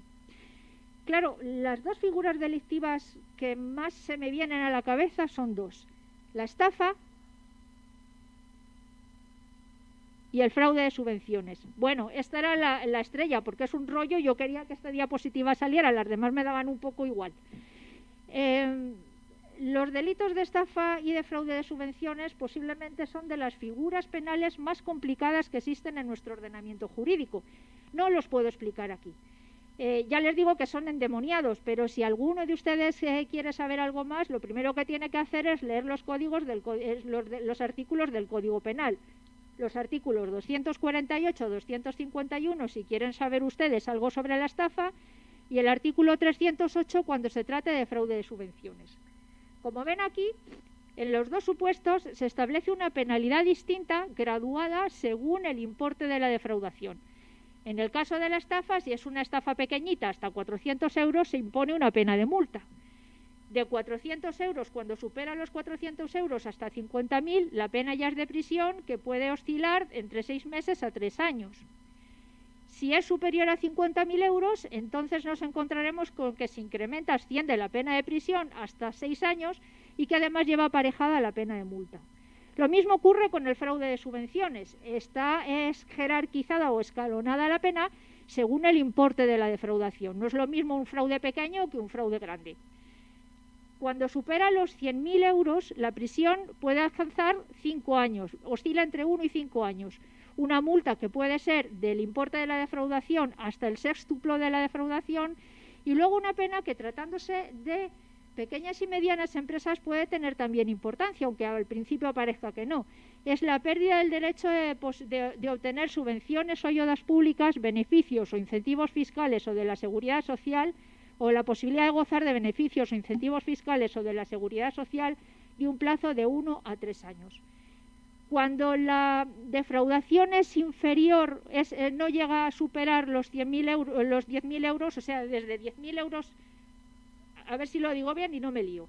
Si es superior a 10.000 euros, pero no supera los 100.000, entonces el hecho igualmente es delictivo, pero las penas, evidentemente, como les decía anteriormente, se reducen. La pena de prisión a 1 año, la multa hasta el triplo, y la pérdida de la posibilidad de obtener subvenciones o ayudas públicas o de gozar de beneficios o incentivos fiscales se reduce a 2 años. El problema que dirán ustedes es: ¿cuándo estafa? ¿Cuándo fraude de subvenciones o ayudas públicas? Pues es complicadísima. La línea divisoria a veces es muy difícil de marcar, pero para que nos entendamos de forma fácil, cuando todo desde el principio es un engaño, cuando la intención desde el inicio es obtener un dinero correspondiente a un bono y no emplear los fines previstos en kit digital, entonces entenderemos que nos hallamos ante una estafa a la administración. ¿Cuándo hay fraude de subvenciones? Pues también de una forma muy resumida y muy de andar por casa, pero podemos decir que abarcaría 2 tipos de comportamientos distintos. La obtención fraudulenta del bono falseando las condiciones para obtenerlo, o la obtención fraudulenta del dinero falseando las condiciones para obtenerlo, o bien ocultando las condiciones que hubiesen impedido acceder a él. O la otra posibilidad: una vez obtenida la subvención, se aplica su importe, se aplica el importe de la subvención o del bono a fines distintos. Con ejemplos resultará más fácil. Imaginen ustedes: un digitalizador se pone de acuerdo con una persona para obtener dinero indebidamente y desaparecer con él. A tal fin, presentan documentación falsa en la que utilizan varias empresas que aparecen como beneficiarios y que luego las empresas no se pueden localizar o sencillamente no saben ni siquiera que las han utilizado para obtener estos bonos. Esto es un caso típico de estafa. Pero si el beneficiario en realidad lo que pasa es que tiene 8 empleados y simula falsamente tener 15, miente en la facturación acumulada, no dice que tiene pérdidas que lo han colocado en situación de disolución, obtiene el bono, sin embargo, y lo utiliza parcialmente en ciberseguridad y gestión de procesos, en este caso, pues entenderemos que hay fraude de subvenciones, pero estafa no. Claro. Pero entonces, alguno de ustedes se preguntará: la competencia de la Fiscalía Europea y el delito de fraude de subvenciones no es la estafa. Hemos visto que la estafa es diferente. Pero la Fiscalía Europea hasta dónde puede trabajar aquí y cómo se va a cometer un delito de fraude de subvenciones en kit digital. Quedarán limitados al segmento primero, donde el bono es de 12.000 euros. Pero ¿cómo se va a ver, cómo puede hablarse de una defraudación de por encima de 10.000 euros en los segmentos 2 y 3 cuando se establezcan? Porque claro, si los bonos son de 2.000 o 6.000 euros, la defraudación siempre será inferior. En la estafa ya hemos dicho que da igual esto, pero cuando se trate de la defraudación del fraude de subvenciones, bueno, es verdad, es así. Si se trata simplemente de un fraude constreñido a un bono de los segmentos 2 y 3, la Fiscalía Europea no entrará a conocer. Pero solo tengan en cuenta una cosa. Tanto para bien como para mal, el fraude no necesariamente coincide con el importe del bono. Digo para bien como para mal, porque si nosotros tenemos un bono de 12.000 euros y la defraudación se constriñe a 2.000 euros, pues estaremos en la misma situación. Es el importe de la defraudación, no el importe de bono. Y entonces, imaginen alguna de estas situaciones. Si obtienen bonos sucesivos, o una misma persona ha obtenido no solo el bono de este programa, sino además otras subvenciones públicas, o un mismo digitalizador, un mismo representante ha intervenido no en la obtención solamente del bono del kit digital, sino en otras subvenciones o ayudas públicas en un tiempo, digamos, limitado, en un periodo limitado de tiempo. O se obtienen, una misma persona utiliza varias empresas para obtener varios bonos, o se oculta detrás de varios empresarios que en realidad son testaferros. O incluso pudiera ocurrir que fuera el mismo digitalizador el que se encontrara detrás. Y lógicamente la figura normal será la de la connivencia entre los intervinientes en este proceso de defraudación, con o sin representante voluntario afectado, pero cabe la posibilidad de que un digitalizador o un representante estén involucrados en los bonos de varios beneficiarios. Bueno, pues la regla general es que se acumulan, en todos estos casos se acumulan las defraudaciones, sean o no procedentes del kit digital, se acumulan las defraudaciones a la Administración. El artículo 308.5 del Código Penal, y este es el que sí que les leo, dice: a los efectos de determinar la cuantía se atenderá al total de lo obtenido, defraudado o indebidamente aplicado, con independencia de si procede de una o de varias administraciones públicas conjuntamente. Noten ustedes que yo he empleado todo el tiempo unos términos: fraude, defraudación, connivencia, común acuerdo. ¿Esto qué significa? Que se tratará siempre de comportamientos dolosos o intencionales. Nosotros, cuando empecemos a intervenir, buscaremos la responsabilidad penal de todos los que estén involucrados en el proceso de defraudación. Léase, beneficiarios, representantes, digitalizadores, representantes voluntarios, digitalizadores, personas jurídicas, porque las empresas también pueden ser sujetos de acción penal, pueden ser sujetos de pena, funcionarios públicos o quien haga falta. Pero siempre teniendo en cuenta esta regla básica: son comportamientos dolosos o intencionales. Cada uno responde también siempre que su actuación sea dolosa o intencional. Posibles negligencias, impericias, ineptitudes, por muy graves que sean, no son delictivas ni entran dentro de la competencia de la Fiscalía Europea. Y espero que les haya, estas pinceladas de las que les hablaba al principio, que les hayan quedado un poquito claros. Muchas gracias.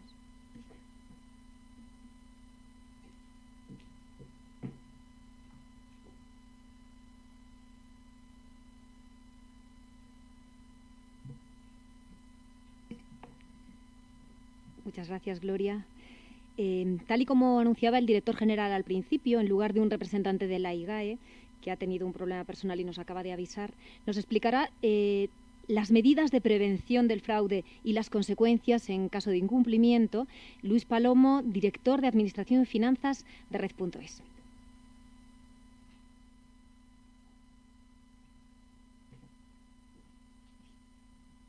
Bueno, buenos días. Como hago de sparring, no tengo presentación. Intentaré un poco explicar, aunque la fiscal ya ha explicado sobradamente las consecuencias del fraude y en este programa, tal y como ha explicado ella, con la acumulación, es fácil que sean comportamientos que tengan sentido penal. No voy a extenderme mucho ahí. Una preocupación es, bueno, la primera cuestión que tenemos que tener clara es que estos fondos están, estas ayudas están financiadas con fondos europeos.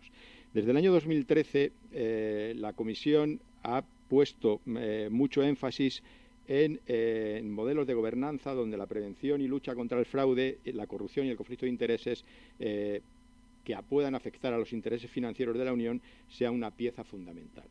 Y en ese sentido el culmen ya ha llegado en el instrumento de gestión del Fondo de Recuperación o de los Next Generation, donde el mecanismo, mejor dicho, para liberar fondos a favor del beneficiario, que es el Estado español, es cumplir una serie de hitos y objetivos y además que se cumplan las condiciones de ausencia de fraude, corrupción, conflicto de intereses y doble financiación. Y como consecuencia de eso, en los propios instrumentos de gestión, en el artículo 22 del reglamento, ya la Unión ha destacado los 4 riesgos específicos que contra los intereses de la Unión para los que hay que tomar medidas adecuadas: fraude, corrupción, conflicto de intereses y doble financiación. El concepto de fraude también ha sido explicado hace un momento por la fiscal, por tanto no me voy a extender mucho más allá de decir que se considera fraude la obtención fraudulenta de subvenciones falseando las condiciones requeridas para su obtención y la desviación de fondos recibidos aplicándolos a fines distintos a los que estaban previstos. Conflicto de intereses. La definición también es bastante clara, es cuando se vean comprometidos los intereses de la Unión como consecuencia de personas que intervengan y tengan conflicto por razones familiares, afectivas, de afinidad política, etc. Y el tema de la doble financiación, también algún interviniente anterior lo ha definido. Estaríamos definiéndolo como que no puede financiarse el mismo coste ni siquiera con 2 ayudas diferentes, pero en este caso, como estamos hablando de preservar los intereses financieros de la Unión por 2 fondos diferentes. Con estas premisas, ¿qué es lo que ha hecho España? Pues lo primero que ha hecho ha sido, cuando presentó el plan de recuperación, en el artículo 4, en el apartado 4, mejor dicho, del plan de recuperación, se nombra al SENECA, al Servicio Nacional de Coordinación Antifraude, como parte esencial de la gestión del plan.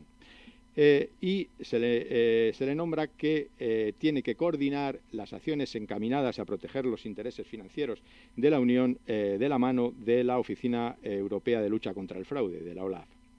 ¿Y cuáles son los elementos que dicta el propio plan que tiene que hacer el SENECA?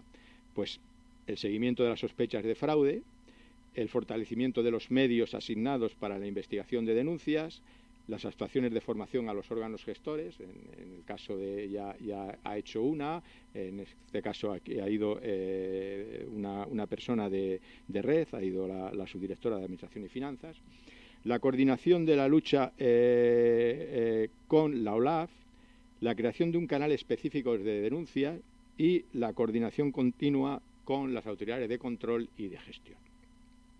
Bueno, pues estas condiciones al final van bajando en todos los instrumentos de gestión. ¿Qué es lo que ha hecho la autoridad de gestión del plan? Pues dictó la orden 1030-1031, que entiendo que todas las personas que estamos involucradas en esto no la sabemos prácticamente de memoria, y ahí introdujo medidas que tenemos que cumplir todos los órganos que vayamos a gestionar fondos del Next Generation. Bueno, pues seguimos bajando. ¿Qué es lo que ha hecho RED? Pues RED, ¿y qué es lo que ha hecho RED concretamente en relación a estas ayudas del kit digital, que es en las que estamos ahora, en el marco en el que estamos hablando? Pues en las bases reguladoras, en el artículo 22, como bien saben todos ustedes, obligamos a tanto a los beneficiarios como a los agentes digitalizadores a introducir medidas antifraudes.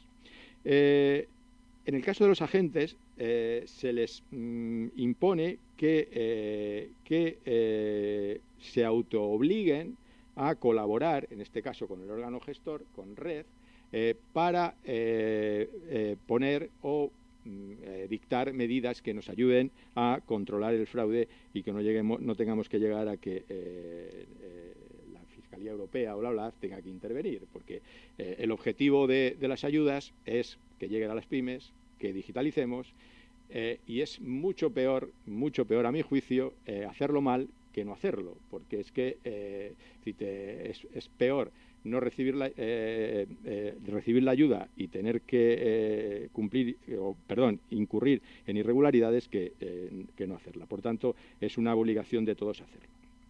Red, ¿qué ha hecho en este sentido? Aparte de introducirlo y derivar también un poco, pedirle ayuda, o obligarle, mejor dicho, a través de las bases y la convocatoria a la gente.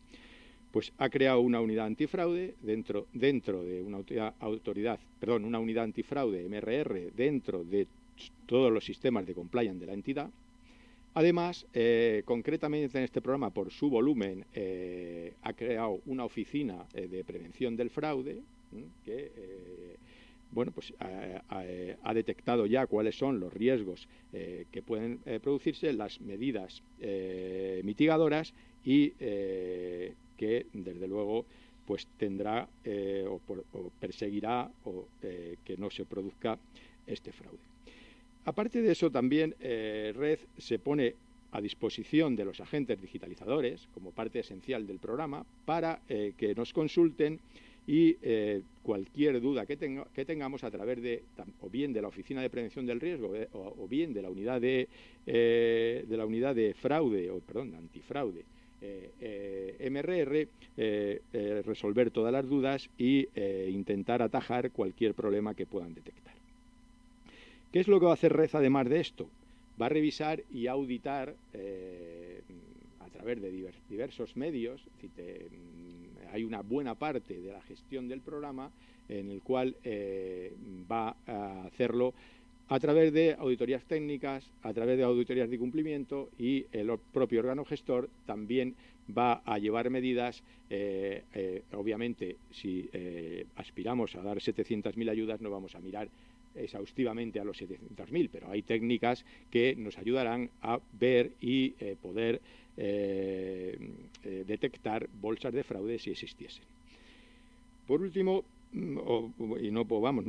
pero que otra cosa que va a hacer Red en relación a esto, no que va a hacer, que está hecho, que ya está haciendo, es dar a conocer los canales de denuncia.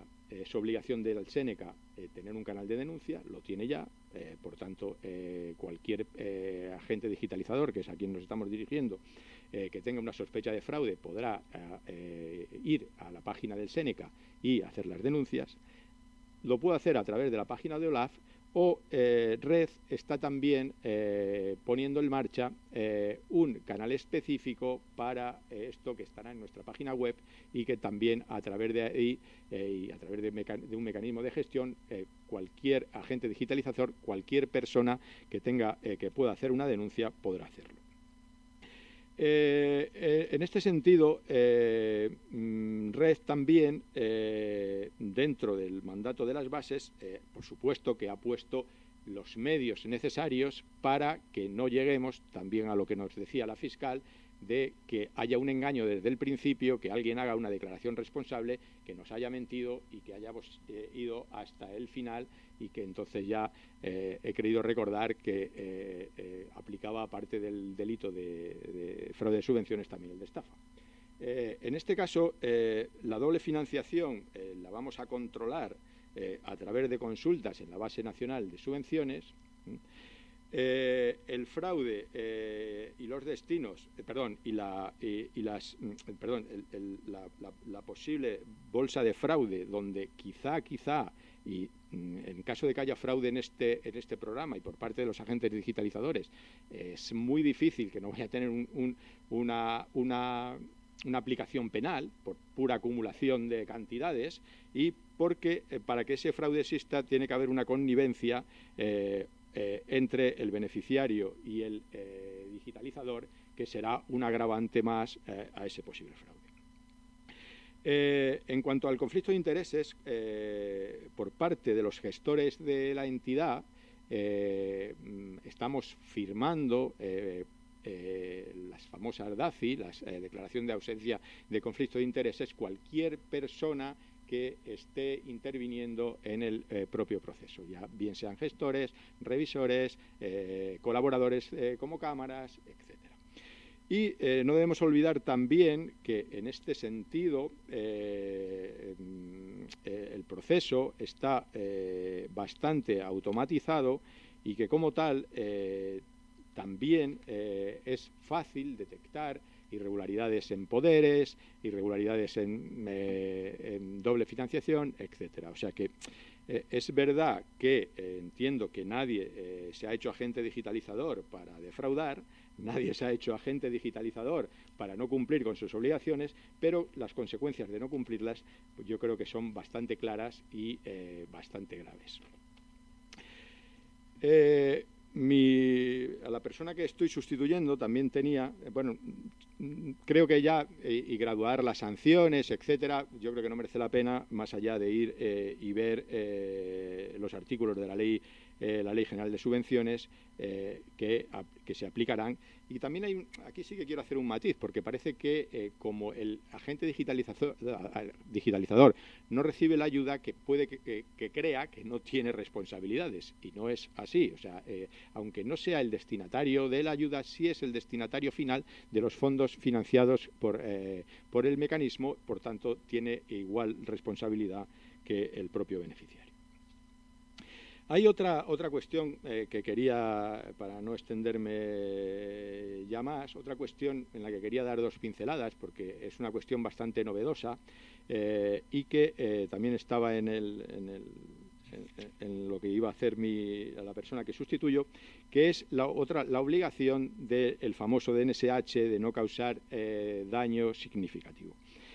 A ver, en este programa por la propia configuración del mismo, este principio es de una aplicación no muy intensa. Ahora, es verdad que quizá, y de hecho hay, como en las bases está que los agentes digitalizadores tienen que firmar una declaración responsable de que están cumpliendo el principio de NSH, sí quería dar dos pinceladas rápidas, que hay algunas actividades que no son elegibles, están también en las bases y están en el propio reglamento de taxonomía, no las voy a decir todas, pero simplemente citar las refinerías de crudo, los combustibles fósiles, los derechos de emisión, los vertederos de residuos, etcétera. Entonces entendemos que como tal el riesgo es mínimo, pero es verdad que ya habrá una serie de CNAEs que consideremos que no son elegibles para recibir las ayudas, pero también es obligación del agente digitalizador cuidar que no hay ninguna empresa con la que va a firmar contratos o acuerdos que se dedique específicamente a esto. Bien, en el formulario se va a declarar y, como decíamos, es obligación lo que declaramos como declaración responsable después cumplirlo, porque si no estaremos teniendo una falsedad desde el principio.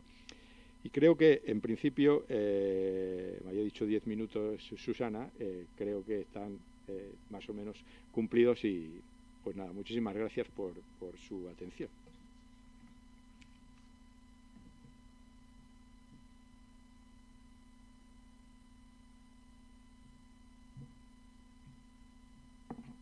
Muchas gracias, Luis. Yo creo que ha quedado todo bastante claro. Y hemos llegado ya al final. Les agradecemos mucho que hayan compartido con nosotros esta jornada y, por supuesto, que hayan decidido formar parte del programa Kit Digital. Hemos hablado de requisitos, justificación, prevención del fraude y el papel de la Fiscalía Europea, pero seguro que es más que probable que haya quedado alguna duda. Recuerden que para eso pueden seguir teniendo, siguen teniendo los canales que el programa Kit Digital pone a su disposición, el correo electrónico info@acelerapyme.gov.es y el número de teléfono gratuito gratuito 900-909-001. Y además tienen toda la información en la única web oficial del programa, que es www.acelerapyme.es. Muchas gracias por todo y buen día.